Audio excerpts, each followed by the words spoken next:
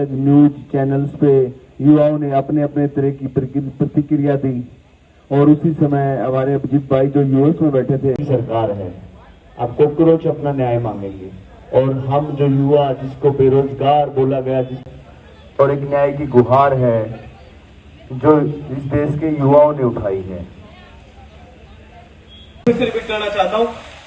और ये सत्ता में बैठे उन लोगों के लिए और खासकर धर्मेंद्र पंधराज जो इतनी बेशर्मी के बावजूद शायद उन्हें बहुत पहले नैतिकता के आधार पर छोड़ देना चाहिए थे गद्दी को। आंधियां मगरूर दरख्तों को पटक जाएंगी, आंधियां मगरूर दरख्तों को पटक जाएंगी, रह जाएगी ये शाख क्योंकि लचक जाएगी। और हम पर जुल्म करने वालों तुम देखते रहना, क्योंकि जुल्म ये जो किस बच्चों की शहादत हुई है, उन्होंने न जाने उनके माँ बापों ने कैसे इंतजाम किया होगा, किसने लोन लिया होगा, किसके हाथ जोड़ोगे, किसके पैर पकड़ोगे, किसने घर बेचा होगा, किसने क्या इंतजाम करा होगा। यहाँ तक कि ये भी रिपोर्ट है कि अपने बच्चों को नीट की तैयारी कराने के लिए बहुत से पेरेंट्स ने अपनी अपनी किडनी भी डोनेट कर दी।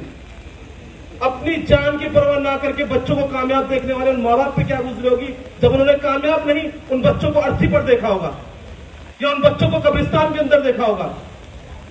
तो मैंने उन तमाम दुख दर्दों को समेटते उन 2 लाइनों के अंदर मैं कहना चाहता हूं कि आंधियां मगरूर दरख्तों को पटक जाएंगी, रह जाएगी ये शाख क्योंकि लचक जाएगी।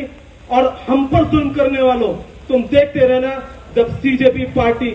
की सत्ता पूरे देश में आ जाएगी। बहुत बहुत शुक्रिया, बहुत बहुत धन्यवाद। अपने ग्रुपों में, अपने रिश्तेदारों में, अपने तमाम लोगों में शेयर करो ताकि मुझ जैसे और भी लोग बड़ी बड़ी तनख्वाहों को लात मार के अपने देश के लिए, सीजेपी जैसी पार्टियों के लिए, सोनम जी जैसे लोगों के लिए कुछ कर सके, ताकि जब हम का मोमेंट है शायद हम ये खो चुके होंगे,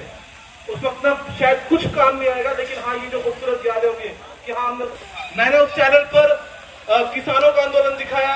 मैंने शाहीन बाग दिखाया उसके अंदर, और अब कुछ दिनों से सीजेपी के लिए काम कर रहा हूँ। लेकिन आप लोगों से भी गुजारिश है, हमारे आने वाली नस्लों के लिए हमारा एक इतिहास होगा उनके पास। तो दोस्तों मैं ज्यादा कुछ ना करके अपनी मुद्दों फिर से रिपीट करना चाहता हूँ, अगर आप मुझे इजाजत दें। अगर आप अलग न्यूज चैनल्स पे युवाओं ने अपने अपने तरह की प्रतिक्रिया दी और उसी समय हमारे अभिजीत भाई जो यूएस में बैठे थे, सरकार है, अब कॉकरोच अपना न्याय मांगेंगे और हम जो युवा जिसको बेरोजगार बोला गया और एक न्याय की गुहार है